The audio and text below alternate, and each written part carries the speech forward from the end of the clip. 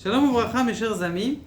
Et un de nos élèves a posé une question, plusieurs de nos élèves ont posé la question, et comment faire, pas pour être Shomer Negia, mais pourquoi serais-je Shomer Negia? Pour ceux qui ne savent pas, ça veut dire quoi Shomer Negia? Ça veut dire de ne pas serrer la main à une femme, de ne pas faire un bisou à une femme, et qui n'est pas la mienne, ou qui n'est ni ma mère, ni ma fille, ou ni ma grand-mère. Ça veut dire qu'un homme, a priori, selon le Shulchan Aruch, dans le Even Ezer Siman Kaf Aleph, il est marqué qu'un homme, il est interdit de toucher aucune femme, ni de leur faire un clin d'œil, ni de leur faire des signes toutes ces choses-là, c'est interdit. D'accord, ni de leur serrer la main, bien sûr, on ne parle pas d'embrasser, et même sa sœur aussi, c'est interdit d'embrasser sa sœur. Oui, en effet, mes chers amis, c'est marqué dans le Shulchan Aruch, c'est pas de Chassidut. Et c'est interdit, sa belle-sœur, Vadaï, que c'est interdit aussi, on ne parle pas entre femmes et femmes. Et donc, ça, c'est les interdits qui sont marqués. Et tout celui qui embrasserait même sa sœur, Arez Megouné, c'est quelque chose qui est interdit et c'est dégoûtant. Vous pouvez le regarder dans le Yoredea de Even Ezer Siman Kaf Aleph.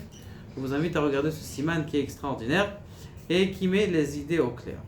Donc ça c'est pour savoir que la halakha elle est interdite. Celui qui embrasserait une femme, eh bien c'est un interdit qui est, comment on appelle ça, Yareg ve'al ya'avor selon le Chazon Ish. C'est-à-dire que si on me dit je t'oblige à embrasser cette femme qui n'est pas ta femme, d'accord, ou cette amie ou cette copine, d'accord, eh bien Yareg ve'al ya'avor qui se laisse tuer. D'accord? Ça veut dire qu'on n'a même pas le droit de serrer la main. C'est vraiment un issour qui est très grave. D'accord? Donc ça, c'est une chose. Maintenant, on va savoir exactement, Béhémet, quelqu'un qui pose la question, dit comment est-ce que je vais faire pour être Midgaber? Alors, il faut savoir quelles sont les idées que je dois avoir dans la tête pour réussir à me battre contre cette chose-là et à conscientiser que c'est quelque chose qui est interdit.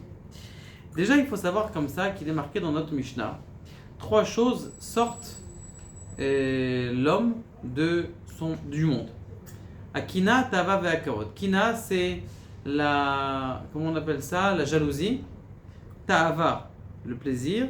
Et Kavod, et les honneurs. C'est-à-dire que si quelqu'un court trop après les honneurs, ou après la jalousie, il jalouse l'autre, ou après la Ta'ava, c'est-à-dire le désir ou le plaisir, eh bien, il sort du monde. Alors, ça veut dire quoi, il sort du monde? A priori, on voit très bien que les gens qui sont tous les soirs en boîte de nuit, ils sont encore dans ce monde-là, on les voit qui tournent, ils vont au travail, donc ça veut dire quoi? Ils sortent du monde. Eh bien, il faut savoir que chacun, il a un monde à lui personnel. Un monde personnel qui est sa richesse. Et lorsque il va à l'extérieur de ce monde-là, ou qu'il va après son désir ou son plaisir, eh bien, qu'est-ce qui se passe? Eh bien, tout simplement, et il sort de ce monde-là et il commence à rentrer dans une autre galaxie qui s'appelle la monde du plaisir et il peut tomber. Alors tout de suite, il y en a qui vont s'arrêter et qui vont dire mais attendez, Rav, ça va, c'est juste un bisou, un embrassade de kavod, genre je vous honore, je vous embrasse. C'est bien, vous voyez, le Baruch Hashem avec le corona, on n'avait plus ces problèmes et du coup que le masque est tombé, eh bien les problèmes reviennent. Alors, pourquoi? C'est pas grave, voilà, il y a un élève de l'école, m'a posé, c'est juste, on s'embrasse et tout, c'est juste... Alors, je vais vous poser la question. Posez la question, essayez de réfléchir. Quand tu vois, par exemple, je vais être un petit peu osé, comme ça vous comprenez les choses, que vous sentiez que Béhémet, c'est le Yetzer Hara. Regardez, déjà on sait que c'est interdit, on le ressent. Quand quelqu'un il touche une femme qui n'est pas la sienne, il ressent que c'est interdit. Venez, on est amitié un peu. On est vrai, on est entier avec nous-mêmes.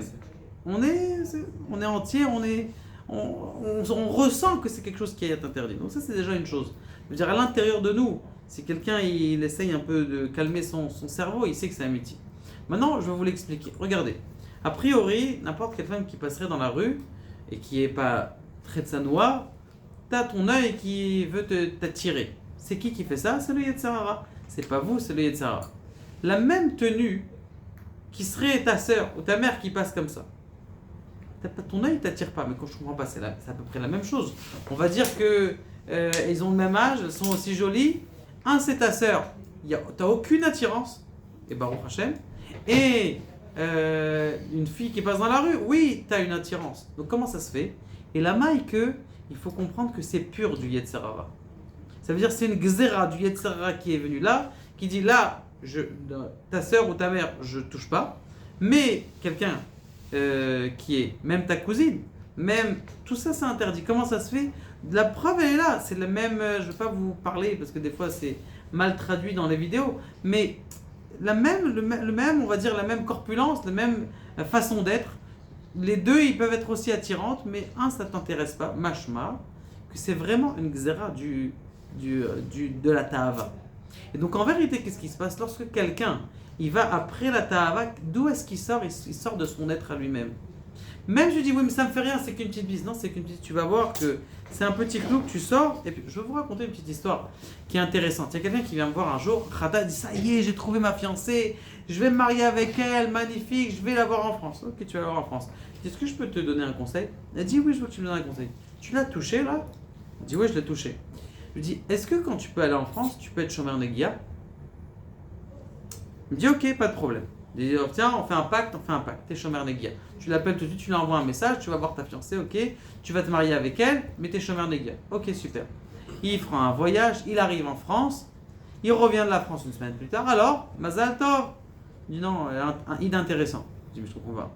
Il y a une semaine, quand tu l'as vue, tu étais avec elle, elle était ici en Israël, tu me dis ça y est, c'est ma femme. Et puis après, une semaine plus tard, tu es parti en France, tu es parti la voir, tu me dis inintéressant, c'est quoi le problème? Il dit oui, mais là-bas j'étais chômeur Negia.